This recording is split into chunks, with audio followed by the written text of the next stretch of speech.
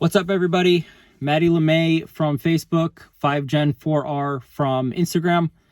I'm making this video because I made a Dasaita G12 unboxing and install video about a week and a half ago, maybe 2 weeks. In that video, I talked about one of the downsides to that head unit being the microphone. The way I have it set up right now is I just have the microphone that's on the head unit. And one thing that people don't realize, regardless of what head unit you buy that's aftermarket, is the main microphone that is in your car is not compatible with the head units. So you lose that functionality when you purchase a aftermarket head unit. The original microphone for the car, I don't know if you can see it with my light on, but it is right here. There is a little cutout right underneath the light button for the vehicle. That is where your microphone is. So essentially, when you install a head unit, anything other than stock, you are losing that capability to use that microphone that's in the vehicle. So Dasaita provides this microphone, which I just think is kind of tacky. You know, if you're buying an expensive head unit, the last thing I want in my car is, you know, this thing, whether it's on my dash or by my instrument cluster or anywhere else. I don't like this. It looks cheap. I appreciate that they put it in there because people have the option to use it. However, not for me. So what did I do to solve this issue? Because right now, when I'm on phone calls and stuff, nobody can hear me on the other end. It's kind of difficult. I wasn't going to keep that long term. That issue is one that will bug me. All right, so what I did was I went to a website called Enfig, E-N-F-I-G. What they do is they produce microphones for vehicles, and all you have to do is plug in your vehicle information. In my case, 2014 4Runner SR5. And they make microphones that fit in your stock console piece up top. So what I ended up doing was, for my piece here, I don't have all the bougie buttons that, you know, the fully loaded 4Runners have, but I have the glasses holder. There are two 8mm bolts in the top of this that you loosen. Once you loosen those and take them out, obviously you have to take the connector pieces that, you know, connect to these buttons and the lights. You have to unplug it. Once you unplug that, the whole unit, you literally just grab onto it and you pull it down. Once that unit is, you know, the 8mm bolts are removed, the ribbons and cables are disconnected, and you pull it down, there is a tiny microphone in there. Very carefully, take your time. All you have to remove is one plastic piece, and then the microphone that you see here comes loose. This is the stock microphone. There's a tiny connector. I was careful not to break it. Really doesn't matter because you will not be using the slot that this pin goes into. That will become obsolete once you remove this. All Enfig's microphone is a microphone that, again, fits in the stock house, and then a wire. The wire is very thin, and at the end of it, there's a 3.5mm jack.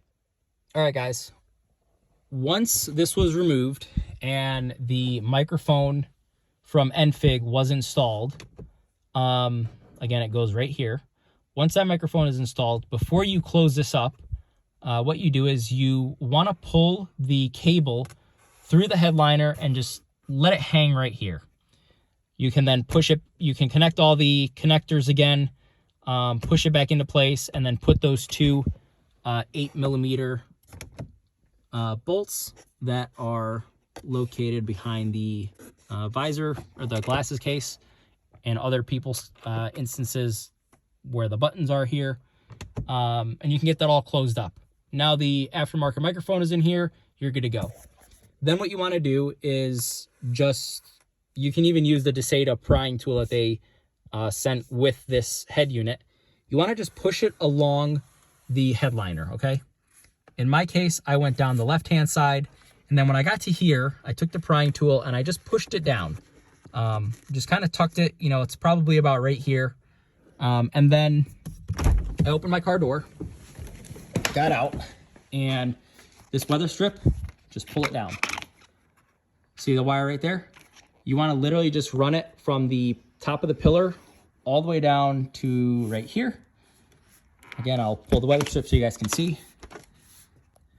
Once you're at the bottom, I was very careful about how I routed mine because I don't want my feet to ever encounter it, and I just don't want it in the way. I don't want to see it ever again.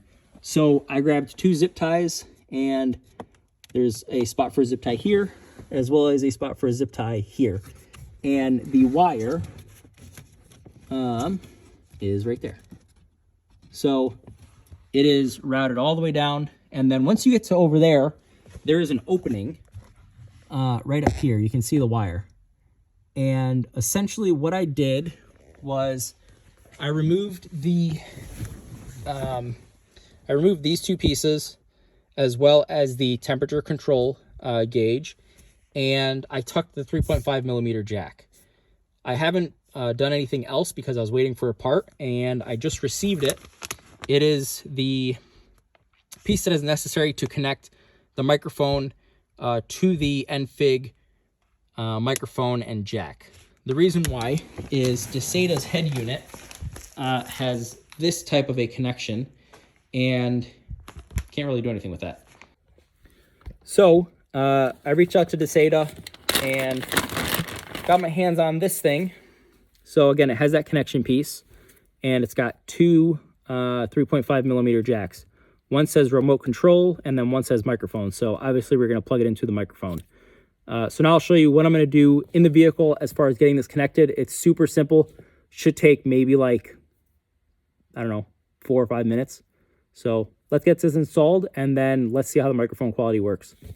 So the first step, like last time, you want to just pull this out. I got lucky today. All of it came out together. The next thing you want to do is just remove that plug that connects the temperature control to the vehicle and set that aside. The next step is to grab your 10 millimeter socket and loosen these 4 10 millimeter bolts. Now that the 4 10 millimeter bolts have been removed, the head unit is free to be pulled out. So again, grab it in a couple spots and gently work it out of the vehicle. Okay, this is really as far as it needs to come out. All we're doing is looking for that microphone connection piece, and we're gonna go ahead and plug in the piece that Dasaita sent. Okay, the head unit is sitting right here.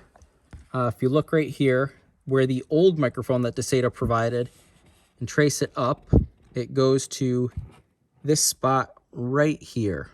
So I'm going to now plug this in to that location. So that corresponds with right here.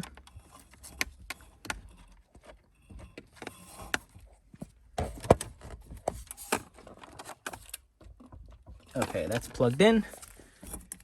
Now I'm going to leave that hanging, and I'm going to put this back in, and I'll show you why. Okay, so I pushed the head unit back into place, and honestly, that's almost all there is left to do.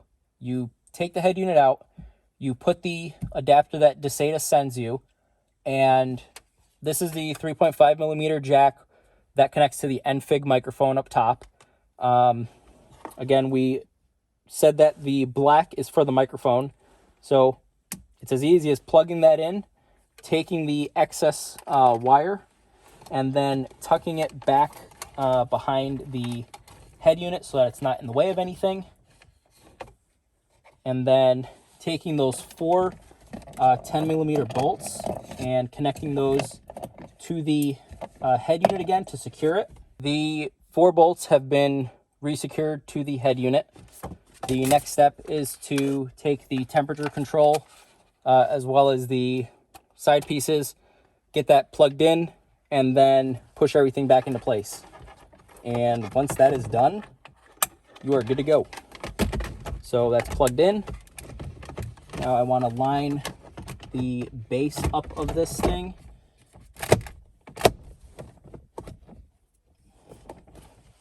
Put the pedal commander back, and put this little thing back that I got.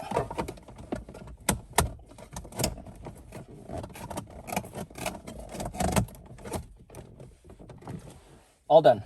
I called my wife after I got this all assembled just to make sure that the audio quality did improve, and she can hear me much better now.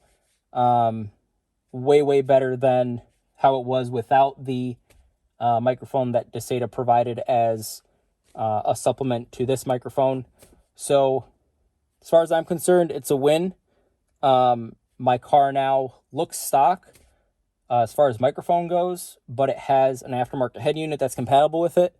One thing worth keeping in mind, if you find the Enfig microphone, as long as your head unit either has a dongle to plug into the back of it and then to a 3.5 millimeter jack, or if you can put the jack directly into the back of the head unit, you can do this for any head unit. It's not exclusive to Dasaita.